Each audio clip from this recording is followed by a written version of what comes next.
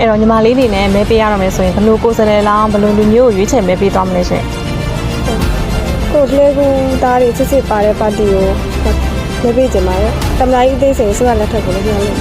ဟုတ်ကဲ့ပါအမောင်လေးနေနဲ့မဲပေးမယ်ဆိုရင်ဘလို့ကိုယ်စားလှယ်လောင်းဘလို့လူမျိုးတွေကိုရွေးချယ်ပြီးမဲပေးသွားမှာလဲရှင်ကျွန်တော်အနေနဲ့မဲပေးမယ်ဆိုရင်တော့ဒီအပြောင်းနဲ့အလုံးနဲ့ဒီ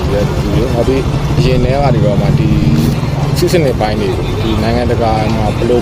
ရှိရဲဆိုတဲ့အကြောင်းတွေကိုဒီရတည့်ရလို့မဲပေးတယ်ဟုတ်ကဲ့ပါဘလို့လူမျိုးတွေကိုရွေးချယ်မဲပေးသွားမယ်လို့တွေးထားပါလေတို့ကတော့ဒါလှဲကူသားဖြစ်တဲ့အတွက်လှဲကူသားစစ်ဖြစ်တဲ့အတွက်ကျွန်တော်တို့လှဲကူသားတွေပါတယ်ပေါ့နော်ကျွန်တော်တို့တကယ်လည်းလုပ်တယ်တကယ်လည်းတော်တယ်တက်တဲ့လှဲကူသားတွေအများကြီးရှိပါတယ်တကယ်လှဲကူသားတွေအများကြီးရှိတယ်တကယ်ဥဆောင်မှုတော့ပေါ့နော်အစိုးရတန်းနေမှာလည်းပါဝင်မှုတဲ့ပုံကိုကြီးတွေပါတဲ့အတွက်သူတို့အဲ့လိုလူမျိုးတွေမဲပေးတော့မှာဟုတ်ကဲ့ပါအခုဒီလက်ရှိဖြစ်ပေါ်နေတဲ့ဒီအခက်အခဲအကျက်တဲတွေကတော့ဒါရွေးကောက်ပွဲဆိုတာဒီနိုင်ငံရဲ့ထောက်ပေါက်တစ်ခုမဟုတ်ဘူးပေါ့နော်ဒီပြည်သူတယောက်အနေနဲ့ကိုယ့်ရဲ့အခက်အခဲအကျက်တဲတွေကနေပြီးထောက်ပေါက်တစ်ခုအနေနဲ့တစ်ခုတည်းတော့ထောက်ပေါက်ဖြစ်တဲ့ဒီရွေးကောက်ပွဲမှာတော့ရောက်မဲပေးဖို့ညီမအနေနဲ့တော့တိုက်တွန်းချင်ပါတယ်ဟုတ်ကဲ့နာမည်လေးနဲ့ဘယ်ရလာခဲ့ဆိုတာမိတ်ဆက်ပေးပါအောင်ရှင်ဟုတ်ကဲ့ကျွန်တော်နာမည်ကတော့တီဟာအောင်လို့ခေါ်ပါတယ်ကျွန်တော်ကတော့ဟိုကပြည်တော်သားရုပ်ကော်မတီလို့နော်ပြည်တော်သားနေလာတာပါဟုတ်ကဲ့အကိုအနေနဲ့မဲပေးပြီးသွားပြီလားရှင်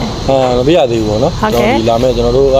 အဲ့ဒီမြို့နယ်ကဒုတိယပိုင်းမှာပါမယ်လို့သိထားတယ်ပေါ့နော်ဒုတိယပိုင်းတလပိုင်း17ရက်နေ့တင်းဝင်နေကြရင်ပေးရမယ်လို့သိထားတယ်ပေါ့နော်ဟုတ်ကဲ့ပါအခုအနေနဲ့မဲပေးတဲ့အပေါ်မှာပေါ့နော်ဘယ်လောက်ထိပြည်သူတွေတက်ရေးပါရလို့ထင်မြင်မိပါသလဲပါတာပေါ့နော်ဒါကျွန်တော်တို့လူငယ်တွေအတွက်ကော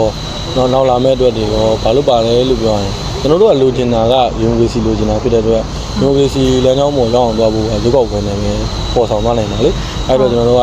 ဒါဒီအချိန်မှာကျွန်တော်တို့စစ်မှန်တဲ့ရွေးကောက်ပွဲဖြစ်ဖို့အတွက်အဲ့တော့ကိုကျွန်တော်တို့ကိုယ်တိုင်ပါဒီကျွန်တော်တို့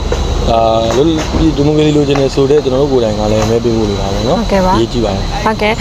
အခုအနေနဲ့ပေါ့နော်ဒီအခုအနေနဲ့ဒီမဲမပေးရသေးဘူးဆိုတော့မဲပေးတဲ့ပုံမှာပေါ့နော်